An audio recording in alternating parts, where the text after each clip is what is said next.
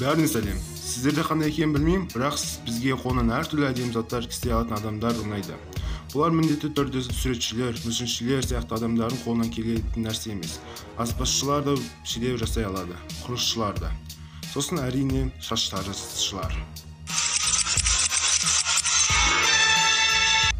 Кейбір адамдарға шаштары жұмысы кәдімгі жұмыс сияқты көрінеді. Басқа жұмыстардан түк айырмашылығы жоқ сияқты. Сізде де осындай ойда болсаңыз, бүгінгі видеода біз сіздердің ойларыңызды өзгертеміз. Олай болса, кеттік.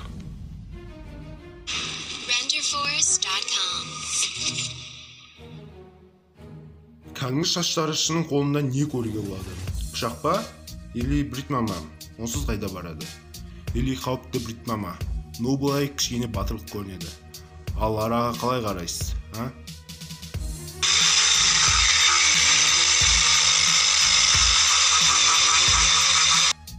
Қалжыңдап тұрған жоқпыз. Бұл баланың салонында шын араны, бензопиланы кездестіруге болады. Бұл заттардың өзінің негізгі жұмыстарын қолданбайды. Бірақ та шаштарыз бұндай тәсіл арқылы шашталмайды. Бірақ бұл туралы видео түсіру арқылы танымалдыққа ие болады. Осы танымалдығына арқылы атақты жұлдыздардың шаштарын алады. Сіздердің шаштарыңызды шын самурайдың қылышымен алғанын қалайсыз ба? Егер қалайтын болсаңыз, Дананг деген қалаға барыңыз. Бұл жақта сіздің ингион деген шаштарыңыз күтіп алады. Ол сіздің арманыңыздағы шаш үлгісін қылыш арқылы жасап береді. Сол жақта тұратын адамдардың айтуы бойынша шаштарыңыз қайшы қолдануды қойған. Шаштарыңыздың екі өткір қылыш арқылы алып береді. Шындықты айтатын болсақ, бұл адам самурайға түк те қатысы жоқ. Ингион бұл өнерін 2010 жылы ашқан, бір шоуға қатысқанда. Ереже бойынша адамдардың шашын қайшысыз алу керек болды. Басында ол серф деген құралды қолданатын болып шешкен еді.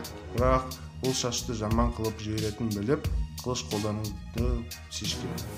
Сол шешім арқылы бұл сайыстан бірінші орын алған.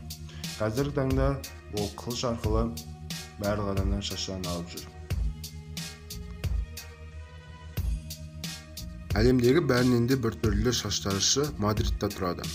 Оның құралдарына фаяльник, ниндзяның қылыштары жатады. Ол адамдарды бір түрлі шаштарын алады.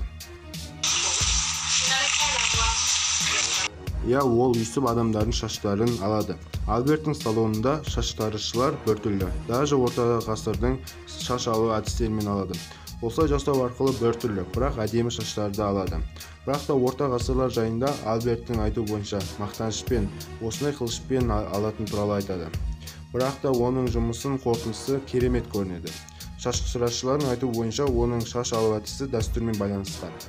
Қылыш арқылы ол бір уақытта шаштың екі жағын ала алады.